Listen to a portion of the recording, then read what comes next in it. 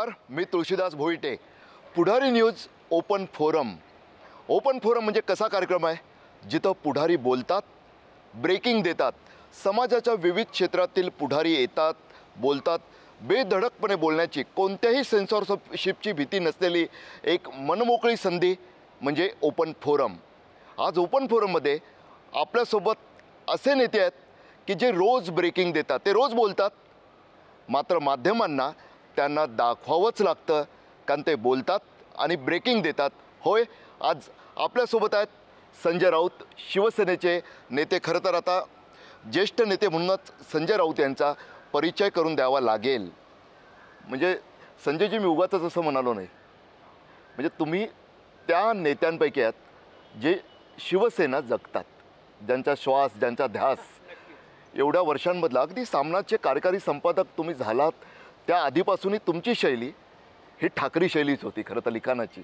आणि त्यातही जेव्हा जेव्हा शिवसेना संकटात आली, मग दंगल काळात सामनाचं संपादकत्व पद असो किंवा आत्ताचा राणेंच्या काळातला संघर्ष, खरं तर तुम्ही आलात ते भुजबळांच्या बंडखोरीच्या काळात.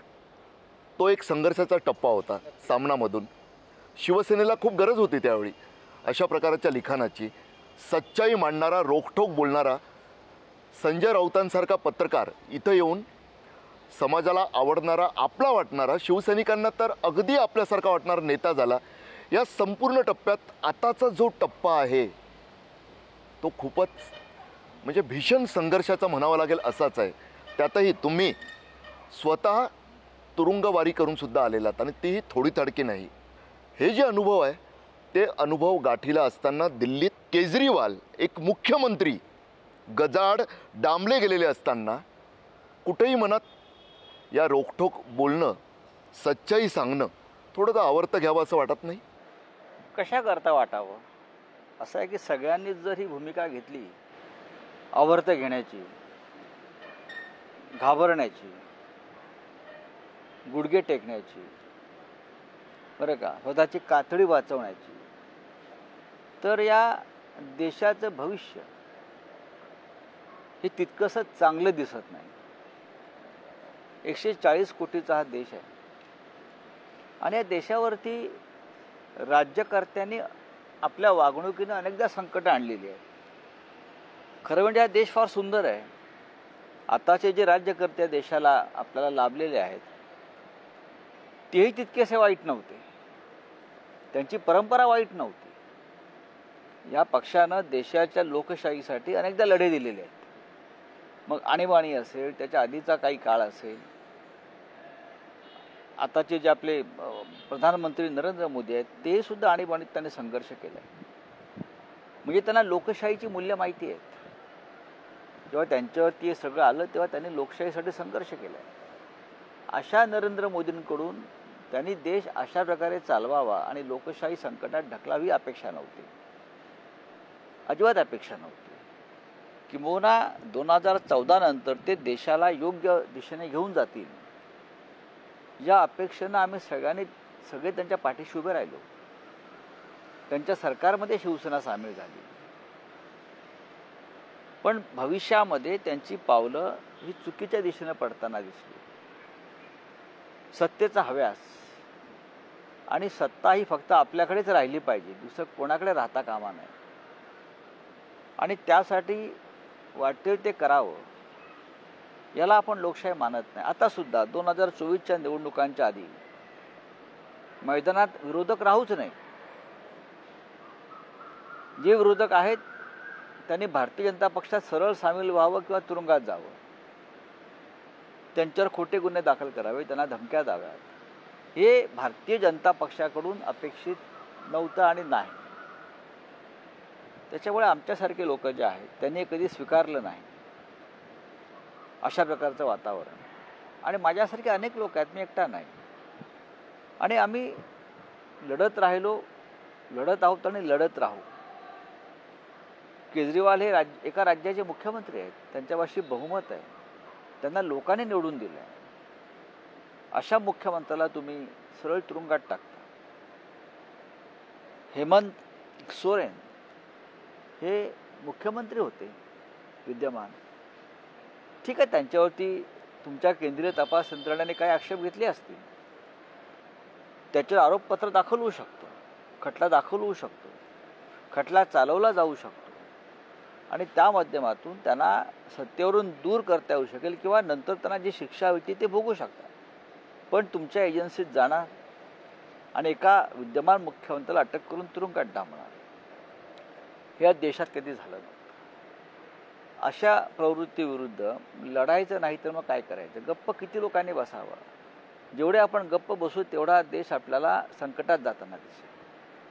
कोणीतरी बोललं पाहिजे ना, नाहीतर मग या देशाला स्वातंत्र्यच मिळालं नसतं.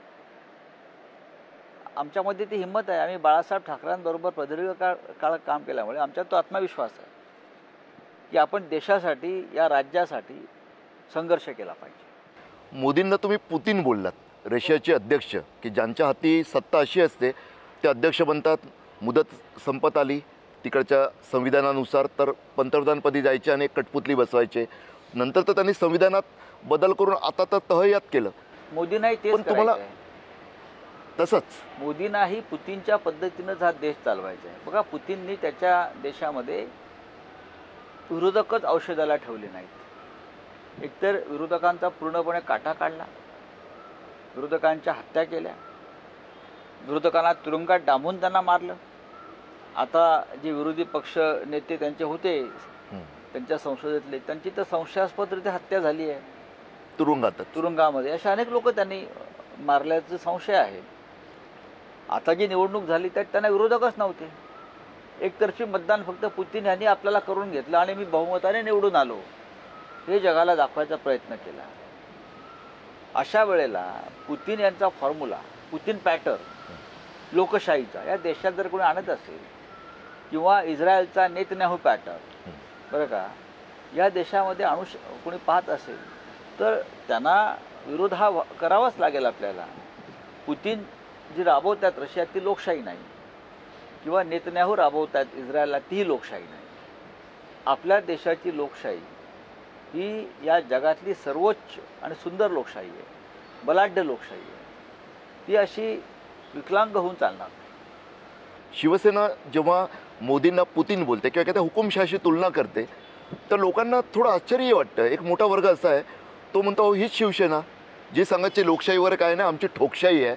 मग हा संजयजी असं वाटत नाही का की आम्ही सत्तेत असताना लोकशाही मार्गानेच राज्य केलं.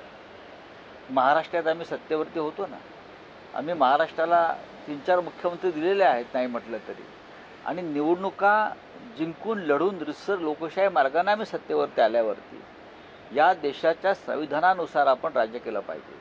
पण ठोकशाही म्हणजे काय असतं की लोकांचे प्रश्न लाल फितीच्या फायलीमध्ये गुंतून पडू नयेत, ती लाल फीत तोडली पाहिजे, ही आमची ठोकशाही आहे. जर कोणी सरळ मार्गाने ऐकत नसेल, मग तो अधिकारी असेल किंवा अन्य कोणी असतील, तर त्याला आपल्याला अरेला कार्य करावंच लागेल. ही ठोकशाही आहे. बाळासाहेबांच्या भाषेमध्ये विधायक हुकुमशाही किंवा शिवशाही फार तर असं म्हणता येईल. संविधानाबद्दल म्हणजे सध्या शिवसेना संविधानाची लढाई लढते उघडपणे. म्हणजे शिवसेनेचे पक्षप्रमुख उद्धव ठाकरे बोलताना दिसतात. तुम्ही तर त्यासाठी अगदी जिथे जातात तिथं आक्रमकतेनं रोखटोक भूमिका मांडता. संविधान या देशात जर वाचलं नाही तर काय वाचलं? ज्या देशातून संविधान नष्ट केलं, एकतर त्या देशाचे तुकडे झाले. बघा, पाकिस्तानला संविधान आहे का या क्षणी? लिबियाला राहिलं का संविधान? इराकमध्ये संविधानाच्या चिंधड्या झाल्या. अनेक इस्लामिक कंट्रीत हुकुमशाही आले आणि गेले, त्यांनी संविधान खतम केलं. रशियामध्ये संविधान नाही आहे.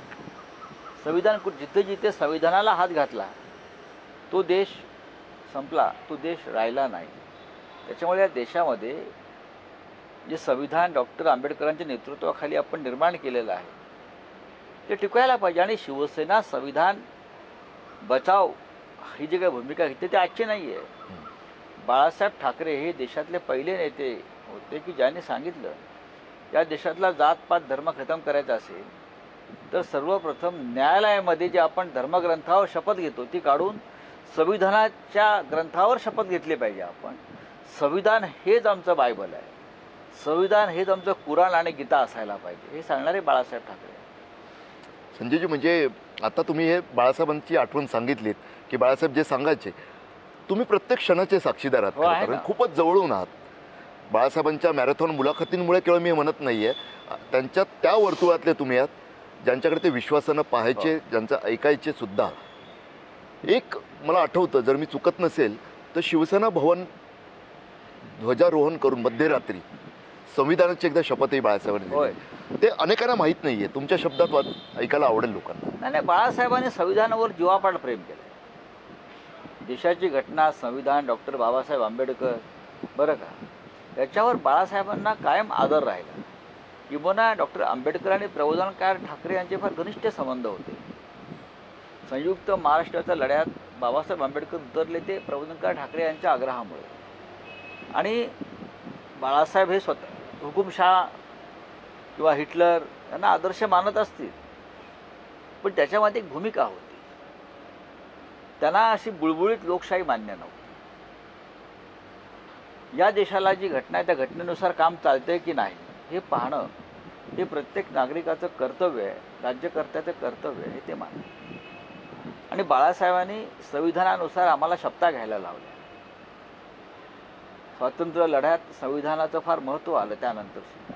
आणि बाळासाहेबांनी कधी संविधानाचा अपमान होईल अशा प्रकारचं कृत्य केलं नाही. किंबहुना बाळासाहेबांचं जेव्हा मतदानाचा अधिकार घालवण्यात आला तो सुद्धा संविधानातील तरतुदीनुसार, तेव्हा बाळासाहेबांना वाईट जरूर वाटलं, पण बाळासाहेबांनी त्या संविधानाचा आदर केला. संविधानाच्या या लढाईत अगदी विचारांनाही थोडंसं काहींच्या वेगळ्या भूमिकांना नजरेआड करत शिवसेना, ठाकरे, तुम्ही एक एकजूट उभारताना दिसता. ती एकजूट मोदींविरोधात आहे, ती भाजपा विरोधात आहे, त्यांच्या आघाडी विरोधात आहे, जिथं तुम्ही वर्षानुवर्ष होता. परंतु असं करताना, एवढी मोठी किंमत मोजताना, जेव्हा सोबतचे काही पक्ष काही जागांसाठी तंटा करताना दिसतात, तेव्हा काय होत असतं असं. आपण राजकारणामध्ये आहोत. आपण जेव्हा लोकशाही मानतो आणि लोकशाहीमध्ये काही पक्ष एकत्र येऊन आघाडी स्थापन करतात, हे भिन्न विचारांचे पक्ष असतात. काँग्रेस, राष्ट्रवादी, शिवसेना, आमच्याबरोबर आता समाजवादी पार्टी असेल, शेका पक्ष आहेत, डावे पक्ष आहेत. या पक्षाच्या कालपर्यंत दिशा वेगळ्या होत्या, कार्यकर्त्यांच्या भूमिका आणि भावना वेगळ्या होत्या. प्रत्येकानं आपापल्या भागात मोठं काम केलेलं आहे. त्याच्यामुळे एकत्र आल्यावर जागा वाटपासंदर्भात जेव्हा चर्चा होते तेव्हा कार्यकर्त्यांचा हट्ट असतो की अमुक अमुक जागा ही आमच्याकडे असायला पाहिजे. शिवसेनेला वाटतं, काही ठिकाणी काँग्रेसला वाटतं, ते स्वाभाविक आहे. शिवसेना, भाजपा आम्ही एकत्र असताना सुद्धा सुरळीत जागा वाटप व्हायचं, पण एखाद दुसऱ्या जागेवरून शेवटपर्यंत वाद होत असत. इथे तर 3-4 पक्ष एकत्र आहेत, ते होणारच, हे आपण गृहीत धरलं पाहिजे. याचा अर्थ आमच्यामध्ये काही फार मोठी मतभिन्नता आहे असं नाही, किंवा आम्ही आमच्यात फाटाफूट आहे असं नाही. आम्ही एकत्र यायचं ठरवलं आहे. ते जे आमचे मुद्दे आहेत, समान कॉमन मिनिमम प्रोग्राम, त्याच्यामध्ये संविधान आणि लोकशाही रक्षण हा महत्त्वाचा भाग आहे. त्याच्यामध्ये केंद्रीय तपास यंत्रणांचा जो वारेमाप गैरवापर चालला आहे आणि या देशाच्या लोकशाहीत विरोधी पक्षाला फार महत्त्वाचं स्थान आहे. तो विरोधी पक्ष जर आपण नष्ट करणार असाल तर आपल्या अस्तित्वासाठी सगळ्यांना एकत्र यावंच लागेल. 1978 साली जनता पक्ष एकत्र का झाला, एकत्र का आला, म्हणजे का निर्माण झाला, त्यात जनसंघसुद्धा आपलं अस्तित्व मोडून सामील झाला होता, लक्षात घ्या. होय. कारण देश आणि संविधान संकटात होतं, इंदिरा गांधींनी ते संकटात आणलं अशी यांची भूमिका होती. आज तीच परिस्थिती आहे. किंबहुना इंदिरा गांधी बऱ्या होता. इंदिरा गांधींनी तुटेपर्यंत आणलं नाही. 1975ला त्यांनी राष्ट्रीय सुरक्षेच्या मुद्द्यावर आणीबाणी जाहीर केली. 1978ला आणीबाणी उठवली आणि त्या सरळ निवडणुकींना सामोऱ्या गेल्या. लोकमत त्यांच्या विरुद्ध आहे असं त्यांना माहीत होतं, तरी त्या निवडणुकांना सामोऱ्या गेल्या. त्यांनी हुकुमशाही पद्धतीनं तेव्हा राज्य केलं असतं तर त्यासुद्धा मोदींप्रमाणे स्वप्न पाहू शकल्या असता. यापुढे अनेक वर्ष मीच प्रधानमंत्री, तसं त्यांनी केलं नाही. त्या निवडणूक हारल्या, त्यांचा पक्ष निवडणुकीत पराभूत झाला, पण त्यांनी निवडणुका घेतल्या. एकीकडे हा संघर्ष आहे, मात्र दुसरीकडे म्हणजे त्या पक्षांबद्दल त्यांच्या कार्यकर्त्यांची इच्छा हट्ट याबद्दल समजू शकतो. मात्र हा संघर्ष असा अस्तित्वाचा संघर्ष आहे. खरं तर केवळ तुम्ही म्हणता तसं पक्षांच्या अस्तित्वाचा नाही आहे, तर संविधानाच्या देशाच्या अस्तित्वाचा आहे. तरीसुद्धा सांगलीसारखी जागा जिथं काँग्रेस अडून बसली आहे की नाही आम्हालाच पाहिजे. आता धुळ्यातल्या बातम्या येतात आहे, उत्तर मुंबईच्या बाबतीत झालं की शिवसेनेच्या ज्या घोसाळकरांनी तिथं प्रचारसुद्धा सुरू केला होता. आम्ही त्यांना सांगितलं प्रचार सुरू करा, हो, त्यांनी सुरू केला. पण ज्या दिवशी आम्ही तिथे पत्रकार परिषदेला गेलो, शिवालयात सगळे पक्षाचे प्रमुख नेते आले, तेव्हा नाना पटोले यांनी विनंती केली आम्हाला की बाळासाहेब थोरात मुंबईतला आम्हाला एक जागा आणखीन मिळाली तर बरं होईल. आम्ही ती मोठ्या मनानं दिली. आम्हाला वाईट वाटलं, कारण ती जागा काँग्रेसपेक्षा शिवसेना जास्त ताकदीनं लढू शकते आणि त्या जागेवर विजयाची जास्त संधी शिवसेनेला आहे. मग तरीसुद्धा असं काही उदारता ही शेवटी भाजपाच्या फायद्याची. आघाडीमध्ये उदारता दाखवावी लागते, सगळ्यांना दाखवावी लागते. शिवसेना असं नाही, तिन्ही पक्षांनी तडजोड केलेली आहे. राष्ट्रवादी काँग्रेस पक्ष शरद पवारांसारखा इतका मोठा नेता आहे, पण त्यांनी 10 जागांवर समाधान मानलं, लक्षात घ्या. काँग्रेसकडे एकही जागा नव्हती लोकसभेची यावेळेला, पण तरी 16-17 जागा त्यांनी घेतल्या. त्यातल्या काही जागा आम्हाला द्यायला अडचण होती, पण आम्ही त्यांना दिला. रामटेकची आमची सिटिंग जागा होती. हो, कोल्हापूर आमचे खासदार तिथे होतेच. अनेक वर्ष आम्ही अमरावती लढतोय. या काही जागा त्यांना देताना आम्हाला थोडं अस्वस्थता मनामध्ये होती कार्यकर्त्यांच्या, पण आम्ही कार्यकर्त्यांना समजावलं.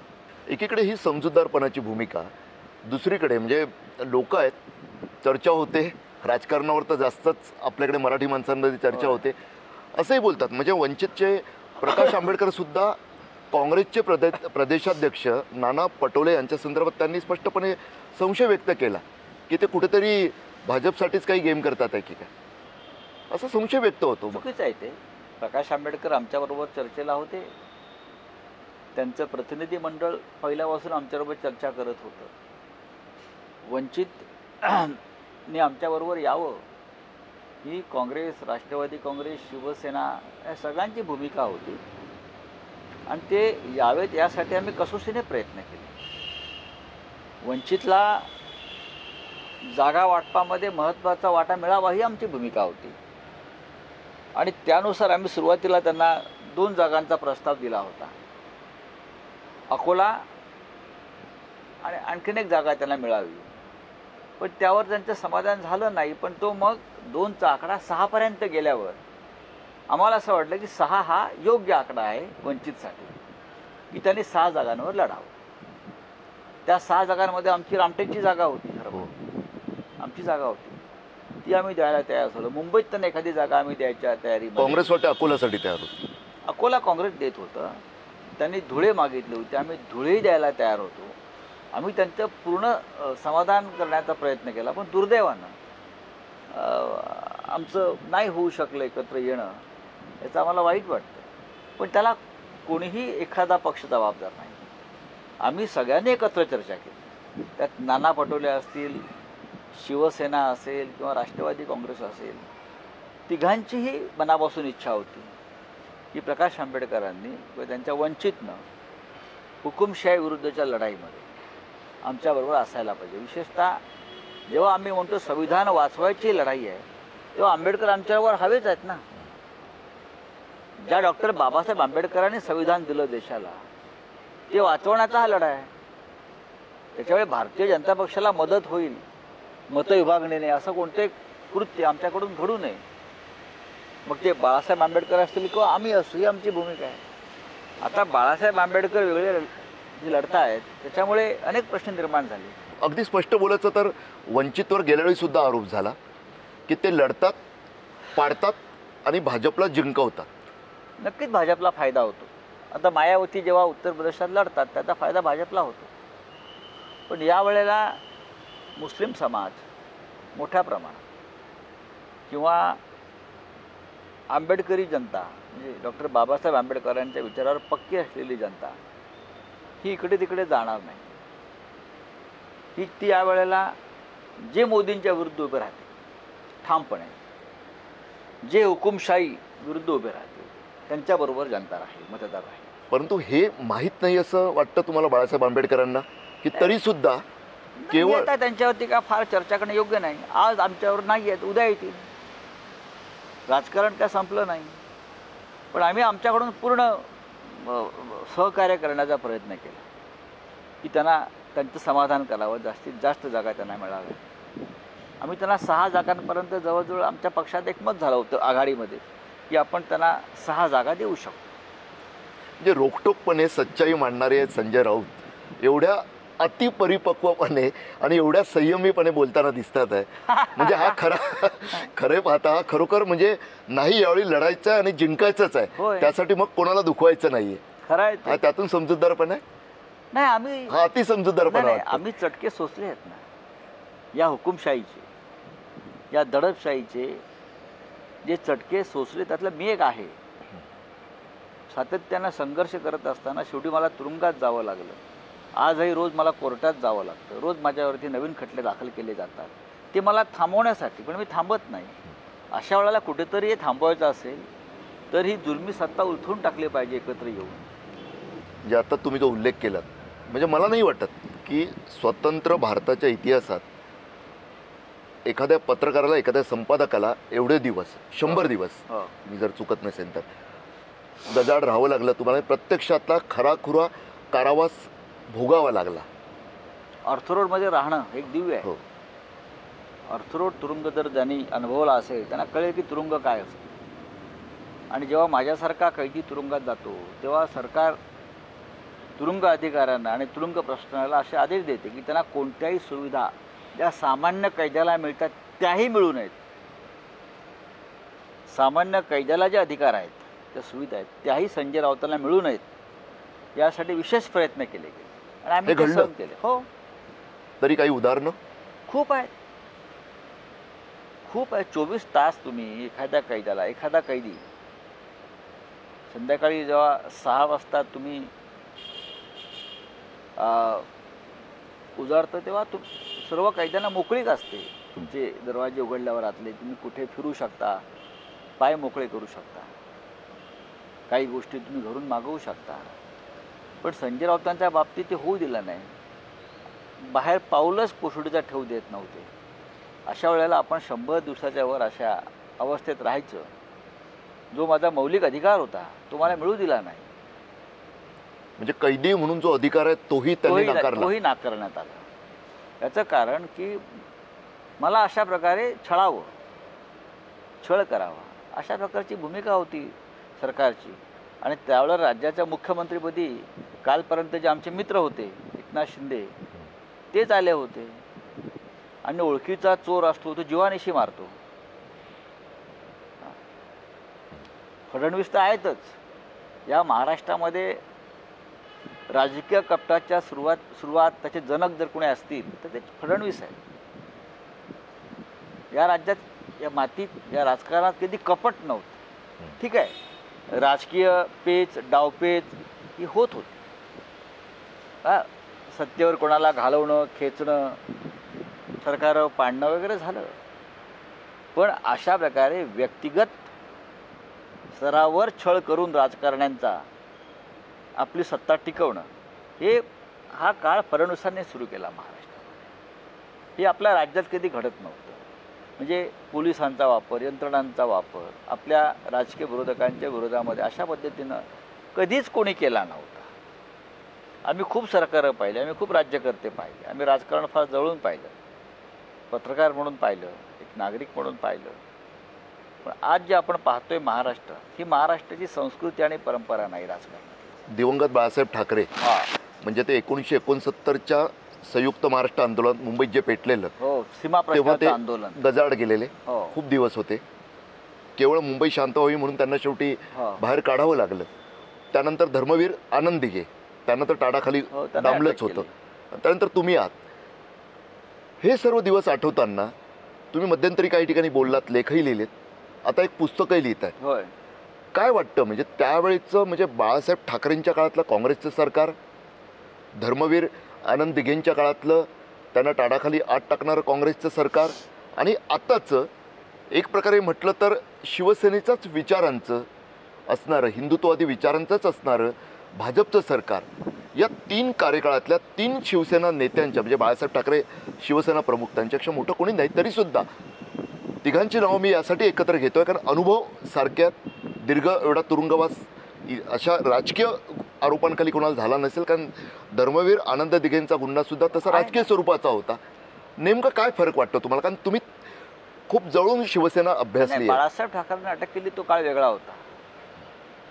संपूर्ण मुंबई पेटली होती. हो, संपूर्ण मुंबई पेटली होती आणि त्या लढ्याचं नेतृत्व बाळासाहेब ठाकरे करत. ती राजकीय अटक होती. हो.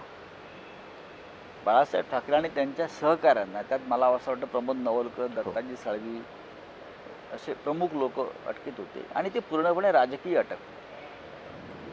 आणि शेवटी त्याच राजकीय कारणासाठी त्यांची मुक्तता झाली. आनंद दिघांची अटक ही ठाण्यातल्या एका प्रकरणात झाली होती. त्यांना टाढा लावला, पण त्यांना नंतर मुक्त करण्यामध्ये तेव्हा त्यावेळच्या काँग्रेस सरकारचंच योगदान होतं. मला सुद्धा राजकीय अटकच होती. मी सतत मोदी किंवा भाजपवर हल्ले करतोय. एक सरकार जे भाजपचं येणार होतं ते मी येऊ दिलं नाही आम्ही लोकांनी, आणि उद्धव ठाकरे मुख्यमंत्री झाले.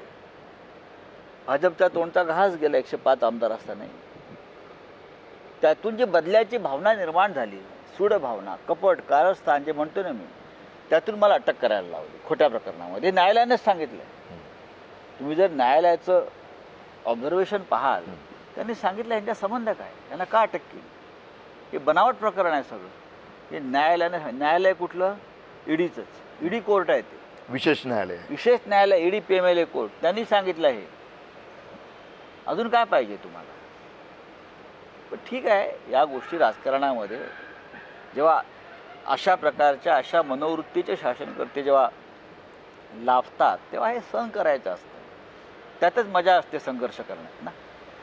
आता नव्याने जे राजकारण रमताना दिसतंय, संजय निरुपम, बरं, खरं तर म्हणजे मुंबईतील ज्यांना माहिती आहे, हिंदी पत्रकारितेची माहिती आहे, त्यांना माहीत आहे की एक सामान्य पत्रकार, जनसत्तासारख्या एका दैनिकात फिल्मी रिपोर्टिंग करणारे माझे सहकारी होते त्या दोपरका सामनामध्ये येतात आणि एका वेगळ्या उंचीला पोहोचतात. तेच आज जेव्हा तुमच्या विरुद्ध थेट आरोपांच्या फैरी झाडताना दिसतात. करू द्या, त्याला काय झालं. ते का स्वतः करत नाही, त्याला कोणतेही करायला सांगितलं असेल. किरीट सोमय्या का स्वतः करत नाही ना. मी जे म्हणतो ना, फडणवीस ही वृत्ती आहे, ही विकृती आहे. मी घाबरत नाही. मी हे तोंडावर बोलण्याची हिंमत माझ्यावर आहे. खोटे आरोप करायचे आपल्या राजकीय विरोधकांवर, त्यासाठी भाडोत्री माणसं तयार करायची, वापरायची, आपल्या विरोधकांना बदनाम करायचा प्रयत्न करायचा, त्यातून खोटे गुन्हे दाखल करायचे. तुम्हाला जर एवढी चाड आहे भ्रष्टाचार विरोधाची, मग एवढे भ्रष्टाचारी तुम्ही तुमच्या मांडीवर आणि खांद्यावर काय घेऊन फिरताय जादूगारासारखे? ज्यांची जागा तुरुंगात, चक्की पिसिंग, ते सगळे चक्की पिसिंगवाले तुमच्या कॅबिनेटमध्ये आहेत ना. म्हणजे तुमचं भ्रष्टाचार विरोधी लढा हे ढोंग आहे. संजयजी, म्हणजे याच कार्यक्रमात ओपन फोरम या कार्यक्रमात किरीट सोमय्या यांना यावर जेव्हा मी सरळ स्पष्ट प्रश्न विचारला 29 डिसेंबरला आणि 1 जानेवारीला या वर्षाची सर्वात मोठी ब्रेकिंग पुढारी न्यूजनं चालवली की किरीट सोमय्यांनी ही कबुली दिलेली की होय, इतर पक्ष, आम्हाला रामराज्य आणायचं आहे, मोठं लक्ष आहे, त्यामुळे आम्ही इतर पक्षातून ज्यांच्यावर आम्ही आरोप केलेले असतात, घोटाळेबाज असतात असं म्हणतो, ते जेव्हा भाजपाकडे येतात किंवा मित्रपक्ष ते येतात, मित्रपक्ष म्हणून येतात, तेव्हा मात्र आम्हाला गप्प बसावं लागतं, ही कबुली दिलेली त्यांनी. हो, पण रामराज्य आणताना रावणाला रामानं आपल्या पक्षात नव्हता घेतला ना. रामराज्य आणताना रावणानं स्वतः लढाई केली आणि रावणाचा पराभव करून रामराज्य आलं. इथे रावणाशी युती करून तुम्ही रामराज्य आणण्याचा प्रयत्न करा. ज्यांना तुम्ही रावण ठरवलं आहे, ज्यांना तुम्ही कंस ठरवलं आहे, त्यांना तुम्ही आपल्याकडे घेऊन रामराज्य कसं येणार? रामानं रावणाचा अंत केला, अधर्माचा अंत केला आणि मग रामराज्य आलं. इथे रावणाचं मंदिर बांधायला निघाले आहेत. रामाचं मंदिर बांधण्याचा अधिकारच नाही. म्हणजे तुम्हाला असं म्हणायचं की रामायणाचं सुद्धा एक वेगळं स्क्रिप्ट तयार केलं जात आहे. स्क्रिप्ट खूप लोकप्रिय शब्द झाला आहे. यांना रामायण समजलंच नाही ना. हे कसले रामराज्य आणतात? या देशात जे चालू आहे ते रामराज्य नक्कीच नाही आहे. बघा, रावणानं सुद्धा आपल्या किंवा कंसानं आपल्या विरोधकांना तुरुंगात टाकलं होतं आणि त्या तुरुंगातूनच एक ठिणगी निर्माण झाली आणि राम आणि कंस नष्ट झाले. तसंच करता येते. हे रावणाचं आणि कंसाचंच राज्य आहे आणि आम्हाला तुरुंगात टाकून ते आपली कबर खणतायत. तुरुंगाचा विषय आला म्हणून हां, ते पुस्तक लोकांना खूप प्रतीक्षा आहे की संजय राऊत पुस्तक लिहितात आहे. कारण दर गुरुवारी येणारं सच्चाई किंवा दर रविवारचं रोखठोक वाचल्याशिवाय जसा माझ्यासारखा पत्रकारसुद्धा की काय लिहिलं आहे आज हे आठवड्यातून 2दा पाहावंच लागायचं. नेमकं त्या पुस्तकात काय? कारण शेवटी पुस्तकातले त्यातूनच माझे अनुभव आहेत तुरुंगातले. थोडा वेळ झालाय पुस्तक तयार करायला. हो. तर मी सतत अडकत राहिलो या सगळ्या संघर्षात. हो हो पुस्तकाची जवळजवळ बांधणी झालेली आहे, फक्त प्रसिद्ध करायचं आहे.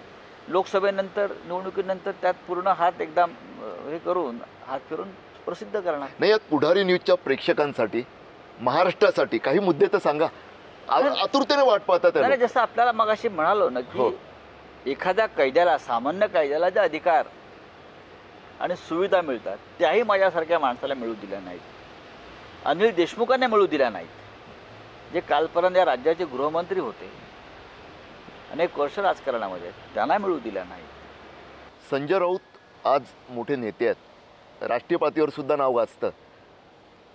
सामनाचे काही दशकं तुम्ही कार्यकारी संपादक आहात. मात्र त्याआधी तुम्ही क्राईम रिपोर्टिंगचा काळसुद्धा खूप गाजवलेला. म्हणजे तुमचा स्टोरी वाचत माझ्यासारखी अनेक तरुण पुढे आलेले, त्या काळातला तरुण, आतासाठी बोलत नाही आहे मी. तर ऑर्थर रोड काय किंवा कोणतंही कारागृह कशा पद्धतीनं गुंड टोळ्यांच्या प्रभावाखाली असतं, तिथंसुद्धा तुरुंगात गजाडचे गुंड कशी सत्ता गाजवतात, वाटेल ते करतात. केवळ फिल्मी चित्रपटातलं मी सांगत नाही आहे, ते प्रत्यक्षात घडतानासुद्धा अनेकदा शेजारच्या पोलीस ठाण्यात गुन्हे होतात, तेव्हा दाखल होतात, तेव्हा कळतं की काय चालतं गजाड. भीती नव्हती वाटली? माझ्या आयुष्यात भीती या शब्दाला स्थानच नव्हतं कधीच नाही. मी जेव्हा त्या काळात अंडरवर्ल्ड जोरात असताना क्राईम रिपोर्टिंग करत होतो तेव्हाही मला कधी भीती वाटली नाही. मी सामनाचा संपादक, इतर अनेक संघर्षाचा काळ आला, आताचा काळ असेल, मला कधी भीती नाही वाटली. कारण मी जे करतो त्यात माझा व्यक्तिगत स्वार्थ कधीच नसायचा. हे समोरच्या माझ्या शत्रूंनाही माहीत आहे की व्यक्तिगत लाभासाठी, स्वार्थासाठी मी कधीच काही केलं नाही. मी काम केलं ते माझ्या नेत्यांसाठी आणि ॲज ए इन्स्टिट्यूट, म्हणजे संस्था, मग स्टेट असेल, देश असेल, वृत्तपत्र असेल, शिवसेना असेल, मी यांना अशा संस्था मानतो की ज्या टिकल्या पाहिजेत आणि त्यांचे आपण कवचकुंडलं व्हायला पाहिजे. बाळासाहेब ठाकरे माझ्यासाठी एक मोठी संस्था होती. शरद पवार एक संस्था आहे. आपण ही सगळी नेतृत्वाबरोबर आपण काम करताना भीती कशाला बाळगायची? आमचा स्वार्थ काय याच्यामध्ये? आमचा काहीच स्वार्थ नाही. पण ऑर्थर रोड कारागृह जिथं अनेक नामचीन गुंड, कुख्यात गुंड तेव्हाही होते. मी गेलो तेव्हाही होते. ऑर्थर रोडला मी का प्रथम गेलो नाही, अनेकदा गेलो आहे, अनेकांना भेटायला पण गेलो असेल. पण मी खासदार म्हणून अनेक वर्ष, 24 वर्ष होत आली मला. प्रिझन डेव्हलपमेंट कमिटी आहे केंद्राची, म्हणजे तुरुंग सुधारणा संदर्भात एक कमिटी बरेच वर्ष निर्माण झाली होती. त्याच्या अध्यक्ष सुषमा स्वराज होत्या आणि मी त्याचा स्टँडिंग कमिटीचा मेंबर होतो त्या, आणि त्याला एक स्टेटस दिलं होतं केंद्र सरकारने. त्या कमिटीचे मेंबर म्हणून मी देशातल्या अनेक तुरुंगांना भेटी दिल्या. आम्ही काही प्रपोजल्स सुधारण्यासंदर्भात मांडले, ते त्याचा स्वीकार झाला. तेव्हा मी ऑर्थर रोड जेलला अनेकदा गेलो आहे. आणि तेव्हा मला तिथे आत गेल्यावरती जो प्रोटोकॉल असतो, सलामी देणं किंवा मानवंदना देणं, हे मी तिथे घेतलेलं आहे. तिथे जेव्हा मी कैदी म्हणून गेलो तेव्हा वेगळी भूमिका होती. तेव्हा मी एक सामान्य कैदी म्हणून गेलो तेव्हा नक्कीच आपल्याला ते दिवस आठवतात. मी इथे आलो होतो तेव्हा प्रत्यक्ष तुरुंग अधिकारी येऊन मला आणि त्यांचा संपूर्ण लवाजमा सलामी देत होता. आज मी एक कैदी आहे. आज मी सामान्य कैद्याप्रमाणे आज जातो. माझी झडती होते, माझ्या वस्तू तपासल्या जात आहेत, या सगळ्याचा अनुभव आयुष्यात माणसाने केव्हा ना केव्हा तरी घ्यायला पाहिजे. पण त्यानंतर जेव्हा मी सुटलो तेव्हा त्याच तुरुंगाच्या दारामध्ये माझं भव्य स्वागत झालं आहे. हजारो शेकडो लोक तिथे जमले होते. तिथे फटाक्यांची आतषबाजी सुरू होती. तेव्हा आतले कैदी पाहत होते आणि सगळेच पाहत होते ना की शेर बाहेर आला. पण शेर जेव्हा पिंजऱ्यात होता तेव्हा तिकडचे ते गुंड आणि आधी तुम्ही सुरक्षेत जात असाल, सर्व सलामीला सज्ज असायचे आणि तुरुंगात गजाड असताना कोणतीही विशेष वागणूक नाही. ते उलट सगळे लोक मला बाहेर कधी पडताना जय महाराष्ट्र साहेब, तिथे जर मतदान झालं असतं तर 90% मतं ही शिवसेनेला पडली असतं मी असताना. मला त्याची खात्री आहे. फक्त तुरुंगातही भगवाच. नक्कीच मी जाईन तिकडे भगव्याचाच विचार करतो.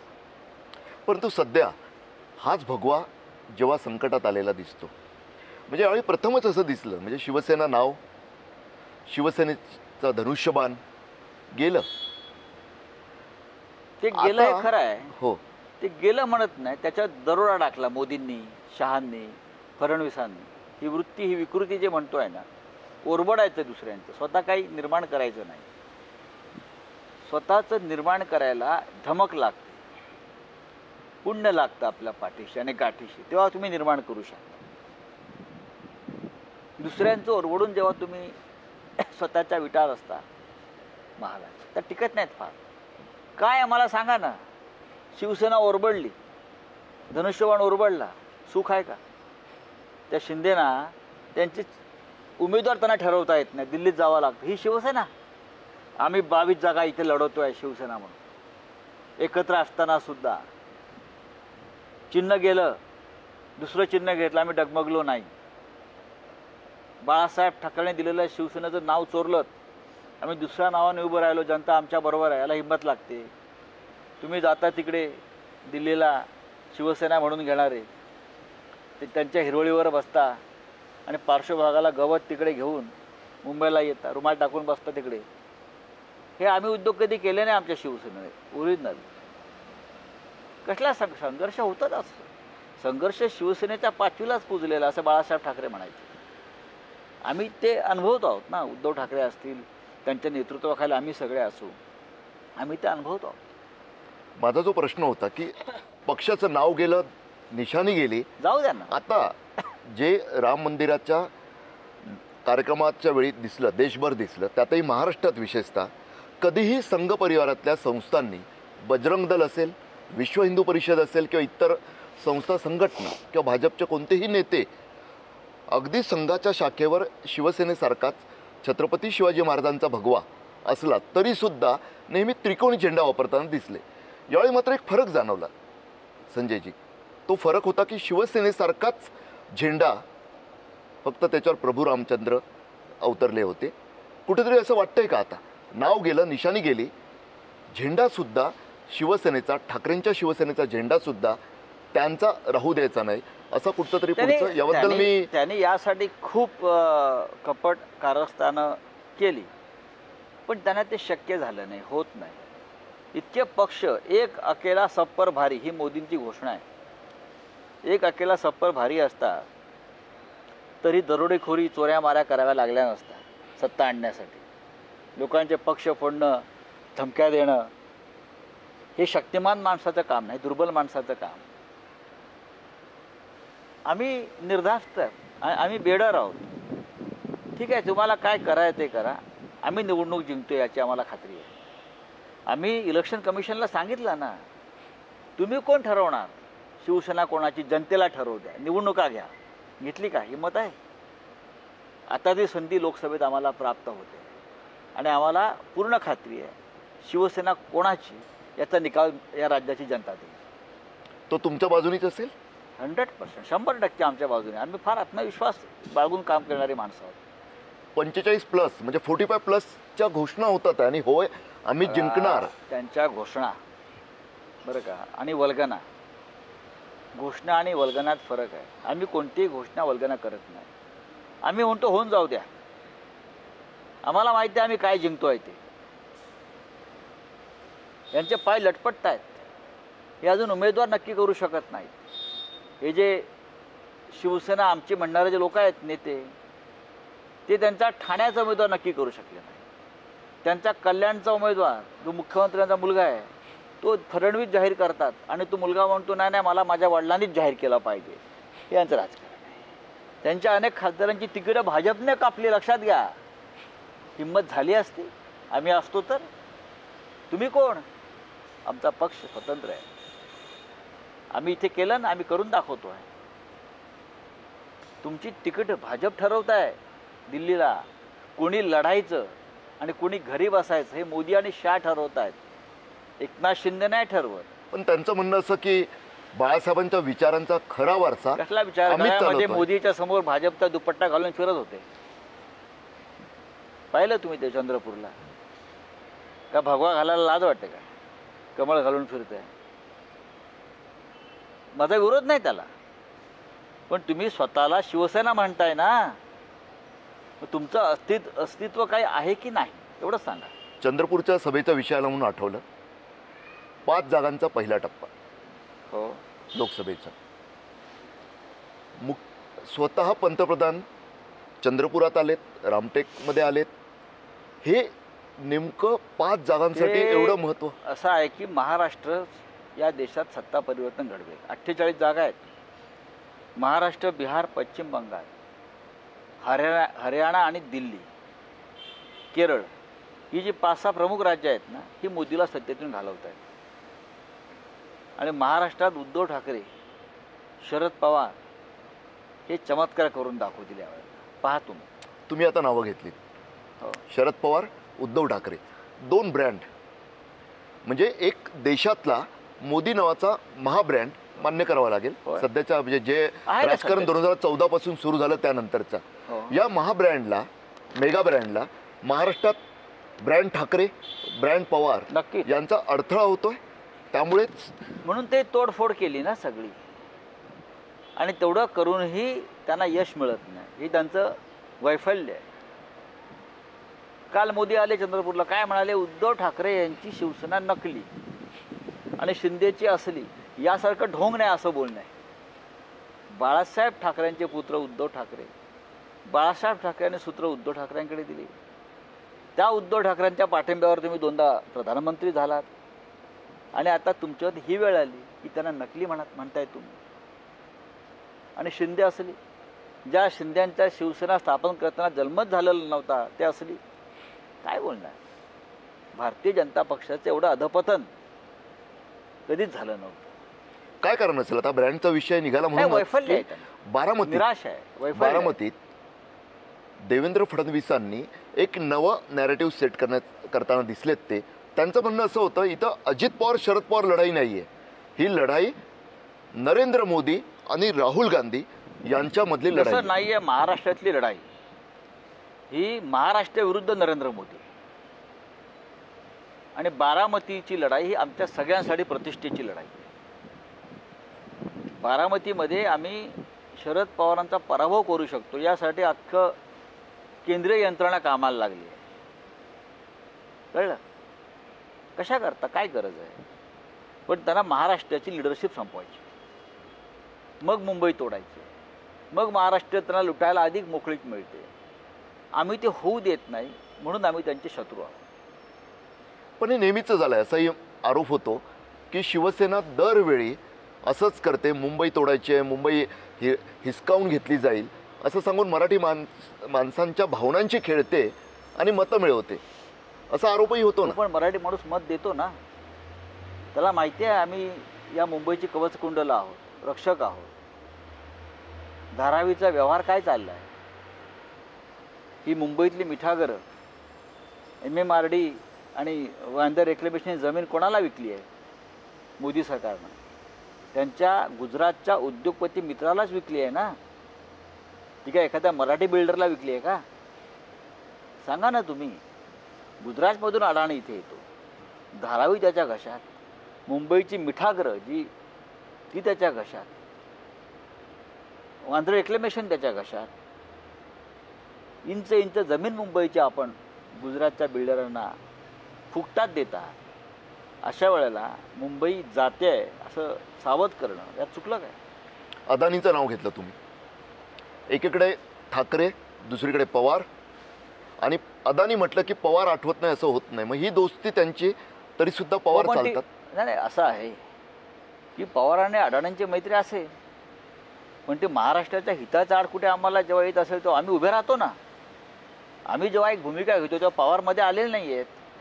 आलेत का पवारसाहेबमध्ये तुम्ही ही भूमिका का घेताय म्हणून? नाही, त्यांचे व्यक्तिगत संबंध असतील.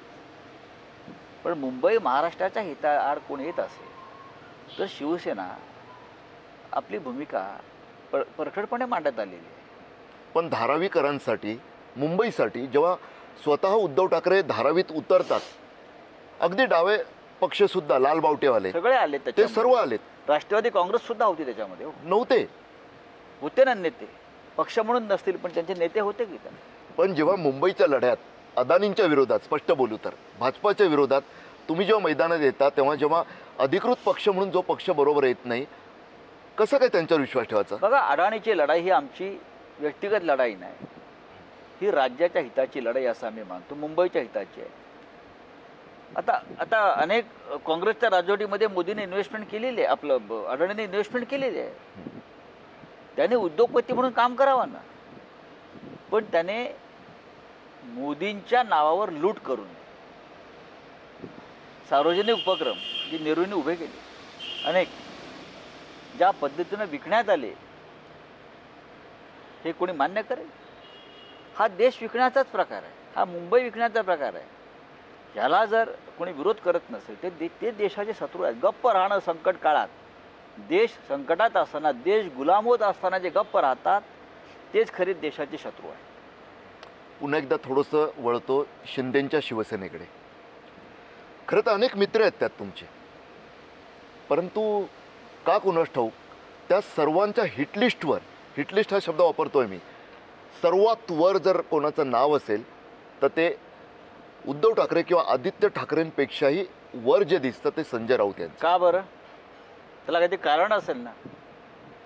जेव्हा गद्दार, जो गद्दार आहे, जर गद्दारीचा शिक्का आहे, तो माझं नाव, तो मला टार्गेट करतो, तेव्हा त्या गद्दाराला माझी भीती वाटते. मी माझ्या पक्षासाठी लढतो आहे, माझ्या नेत्याच्या प्रतिष्ठेसाठी लढतो आहे, याचं मला समाधान आहे. आणि त्यांना असं वाटतं मी हटावं देतो, म्हणजे मला उद्धव ठाकरेंवरती थेट निशाणा साधता येईल. पण मी मध्ये आहे, हे त्यांचं शल्य आहे. म्हणून मला टार्गेट करतात, म्हणून फडणवीस मला टार्गेट करतील, मोदी टार्गेट करतील, अमित शहा टार्गेट करतील, आणि मला त्याचा अभिमान आहे. आरोपही होतात होऊ द्या की भाजप शिवसेना दोस्ती जेव्हा जेव्हा तुटली तेव्हा इतर कुणीच जबाबदार नाही, फक्त आणि फक्त संजय राऊतच ती दोस्ती तोडायला जबाबदार आहेत. मला असं वाटत नाही की माझ्यामुळे कधी युती तुटली असेल. किंबहुना शिवसेना भाजपची युती ही सन्मानानं राहावी या मताचा मी होतो. युती 2014 साली भाजपनं तोडली, आम्ही नाही तोडली. स्वतः अमित शहानी ठरवलं होतं की भाजपनं स्वबळावर लढावं आणि शिवसेनेनं मांडलिक म्हणून काम करावं, गुलाम म्हणून काम करावं, आम्ही फेकलेल्या तुकड्यावर जगावं. मध्यंतरी नाथाभाऊ बोलू नाही गेले, इकडे आलेले तेव्हा. मग बोलले ना ते. अशा वेळेला जर आमच्यासारखे लोक पक्षातले आपला स्वाभिमान टिकवण्यासाठी उभे राहिले तर चुकलं काय? काहीच चुकलं नाही. आताच एक महत्त्वाचा मुद्दा जो अगदी अमित शहा सातत्यानं आता मांडताना दिसलेत, तो म्हणजे उद्धव ठाकरेंचं आणि त्यांचं बंद खोलीत झालेलं संभाषण, जिथं त्यांनी शब्द दिला असं उद्धव ठाकरेंचं म्हणणं आहे 2.5 वर्षाचा खोटं मुख्यमंत्रीपदाचा. बोलतायत ते. त्यांचं म्हणणं असं काही घडलंच नाही, उद्धव ठाकरे खोटं बोलतात. व्यापारी आहेत ते. त्यांचा पूर्वीचा व्यापार शेअर मार्केटमधला होता. ते शेअर मार्केटमधले ट्रेडर होते. शेअरचा भाव कसा वर खाली करायचा, रे कुठे काय गुंतवणूक करायची त्यांना चांगला माहिती आहे. ते व्यापारी आहेत. व्यापाऱ्यांवरती विश्वास ठेवता येत नाही. आपल्या फायद्यासाठी व्यापारी कोणत्याही थराला जाऊ शकतो. या देशात 2 व्यापाऱ्यांची राज्य आली, एक ईस्ट इंडिया कंपनी आणि गुजरात इंडिया कंपनी. व्यापाऱ्यांवरती विश्वास ठेवायचा नाही. व्यापारी, त्याला नफा आणि तोटा हे 2च शब्द कळतात. त्यांना भावना नाहीत व्यापार, त्याला राष्ट्रभक्ती नसते व्यापार. ते फक्त आपला फायदा पाहतात. अमित शहा आपला राजकीय फायदा पाहतात. ब्ल्यू सी हॉटेलमध्ये जी पत्रकार परिषद झाली त्याला अमित शहा उपस्थित होते, आपण सगळे उपस्थित होता. फडणवीसांनी अमित शहाच्या वतीनं सांगितलेलं आहे, रेकॉर्डवरती आहे, उद्या सत्ता येईल महाराष्ट्रामध्ये, त्याच्यामध्ये पॉवर शेअरिंग 50-50 होईल असं आमचं ठरलं आहे. हे फडणवीस सांगतायत तिथे, बघा तुम्ही ऐका, पॉवर शेअरिंग 50-50. याचा अर्थ काय होतो? मुख्यमंत्रीपदासह सर्व पदं 50-50 या रेशिओमध्ये वाटली जातात. संजयजी, तुम्ही केवळ महाराष्ट्रात नाही तर देशभर फिरता, म्हणजे शिवसेनेचे राष्ट्रीय पातळीवर एवढे कार्यरत असलेले पहिले नेते असाल तुम्ही. अनेक राज्यांचा दौरासुद्धा तुमचा झालेला असतो, माहिती असते. ही निवडणूक 2024ची NDA विरुद्ध इंडिया आघाडी, नक्कीच नेमकं तुमच्या दृष्टिकोनातून काय चित्र दिसतं 4 जूनला? मला असं स्पष्ट दिसतंय, मी वारंवार सांगतो आहे, आणि मी जे सांगतो आहे ते काय हवेतले तीर मी मारत. आम्ही काय मोदींप्रमाणे अबकी बार 400 पार वगैरे, आम्ही जमिनीवर आहोत. भारतीय जनता पक्ष कोणत्याही परिस्थितीत 220-230चा पल्ला गाठत नाही. शेवट त्यांचा 230लाच, 230वरच अडेल. आणि आमची इंडिया आघाडी जी आहे, आमची इंडिया आघाडी, काँग्रेस 100 पार करते, लक्षात घ्या. काँग्रेसने 100 पार केली याचा अर्थ इंडिया आघाडी सत्तेत येते. आम्ही 285 ते 290 हे 300 पर्यंत आम्ही पोचतो, म्हणजे आम्ही सत्तेवर येतो. म्हणजे 272चा बहुमताचा आकडा इंडिया आघाडी ओलांडेल. नक्कीच ओलांडेल. पण रावसाहेब, म्हणजे बंगालमध्ये ममता वेगळे लढतायत, असू द्या ना, ती आमच्या दिल्लीत बरोबर आप वेगळे लढतायत. हे पहा की ममता असतील, आप असेल, आता आप हरियाणामध्ये, दिल्लीमध्ये काँग्रेस बरोबर एकत्र आहेत, गुजरातमध्ये एकत्र आहेत, पंजाबमध्ये त्यांची युती झाली नाही. ममता बॅनर्जी वेगळी लढते आहे, पण ते इंडिया आघाडीतच आहेत, आणि उद्याच्या निकालानंतर ते इंडिया आघाडीतच राहते. तिथे काय भारतीय जनता पक्षाला फार मोठं यश मिळणार अशातला भाग नाही. त्यांच्या 18 जागा होत्या मावळत्या लोकसभेत, त्यातल्या 10 नक्कीच कमी होत्या. 8वर राहते, एवढं कमी होते. कमी होतील. महाराष्ट्रात कमी होतील, कर्नाटकात कमी होत आहेत. आणि हा बॅकलॉग भाजपा कुठून भरणार, मोदी कुठून भरणार? थेट 80 ते 90 जागा इथेच कमी होत आहेत. भारतीय जनता पक्ष किंवा मोदी परत प्रधानमंत्री होत नाही, मी वारंवार सांगतो. त्यांनी EVM मध्ये काही घोटाळे करू द्या तरी ते प्रधानमंत्री होणार नाहीत. म्हणजे अगदी भाजप सर्वात मोठा पक्ष ठरला, नक्कीच ठरेल, तरी सुद्धा भारतीय जनता पक्ष सगळ्यात मोठा पक्ष जरी ठरला तरी मोदी प्रधानमंत्री होत नाहीत, हे मी सांगतो. मजबूत विरोधी पक्ष देशात असायला हवा, आणि तो भाजपा राहील. आम्ही त्या विरोधी पक्षाचं स्वागत करतो. परंतु त्यानंतर पुन्हा आणीबाणीच्या नंतर जसं त्यावेळेच्या नवसत्ताधाऱ्यांनी केलेलं तसा सुडाचा नवा प्रवास, काही गरज नाही. आमची ती भूमिका नाही, आमची ती भूमिका नाही. या देशामध्ये सुडाचा प्रवाह निर्माण करण्याचं काम मोदी शहांनी केलं. त्याच्या आधी अटल बिहारी वाजपेयी होते, अडवाणी होते, ते या पद्धतीनं कधीच आपल्या विरोधकांशी वागले नाही. मोदी शहांनी सुरू केलं, महाराष्ट्रात ते फडणवीसांनी सुरू केलं. ते वाईट आहे. फडणवीसांना नेतृत्व करण्याची मोठी संधी काळानं निर्माण करून दिली होती, पण त्यांना ते जमलं नाही, ते नेते झाले नाही. त्यांना संधी होती, सुरुवातीला त्याने उत्तम काम केलं. लोकांना त्यांच्याकडून अपेक्षा होत्या, मलाही अपेक्षा होत्या, आम्हाला सगळ्यांना अपेक्षा होत्या. तरुण नेता महाराष्ट्रात उभा होते. आम्ही महाराष्ट्रावर प्रेम करणारे लोक आहोत. या राज्याचं नेतृत्व जर कोणी चांगल्या प्रकारे करत असेल, तो कोणत्या पक्षाचा असू द्या, आम्ही त्याचं स्वागतच करू. शरद पवार आमच्या विचारांचे नव्हते, पण आम्ही त्यांच्या नेतृत्वावर प्रेम केलं. बॅरिस्टर अंतुले आमच्या विचाराचे नव्हते, आम्ही त्यांच्या कार्यपद्धतीवर प्रेम केलं. यशवंतराव चव्हाणावरती आम्ही प्रेम केलं, लक्षात घ्या. वसंतराव नायकांवरती आम्ही प्रेम केलं.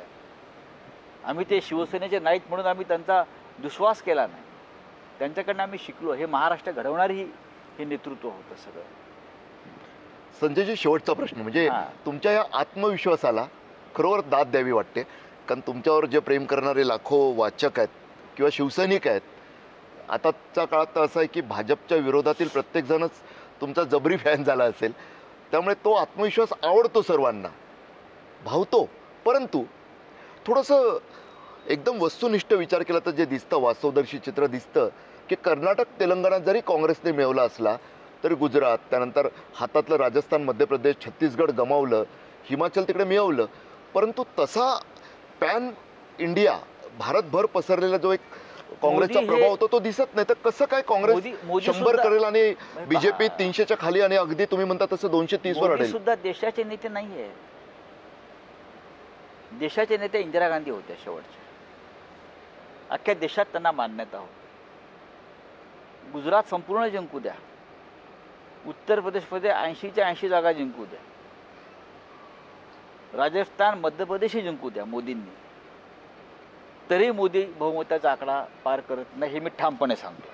तरी सुद्धा नाही. हो, म्हणजे या 4 राज्यात अहो, 150 पर्यंत दक्षिण आहे, बंगाल आहे, महाराष्ट्र आहे, बिहारमध्ये यावेळेला वेगळा निकाल लागतोय, हरियाणामध्ये वेगळा निकाल लागतोय, दिल्लीमध्ये वेगळा निकाल लागतोय. तुम्ही आहात कुठे?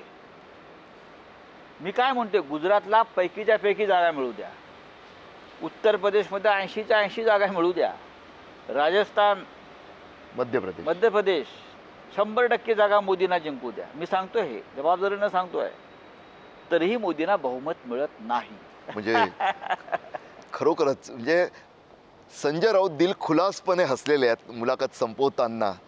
त्यांचा जो आत्मविश्वास आहे ना की अगदी 150 ते म्हणजे ते जे मांडणी करत होते की 150 राज्य या 4-5 राज्यातून जागा या 4-5 राज्यातून मिळतील, तरीसुद्धा भाजपा 230च्या पुढे काही जात नाही आणि मोदी पुन्हा पंतप्रधान होत नाहीत.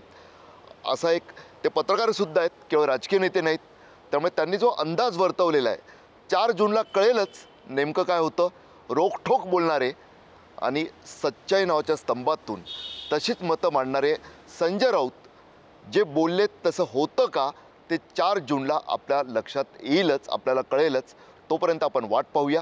ओपन फोरममध्ये ही अशी मनमोकळी चर्चा की सरस्पष्ट प्रश्न होते आणि त्यांच्या शैलीतली बेधडक खरं तर रोखठोक उत्तरं होती. काही ठिकाणी ते खूप अतिपरिपक्वतेने, खूपच समंजसपणे आणि समजूतदारपणे त्यांनी भूमिका घेतली, कारण त्यांना आता जुळवायचं आहे. कारण त्यांचा जो निर्धार आहे तो आपण ऐकला आहे, जिंकायचं, लढायचं आणि पाडायचं. इथंच थांबूया आपण ओपन फोरममध्ये. तुम्ही पाहत राहा पुढारी न्यूज, आवाज जनतेचा. Thank you.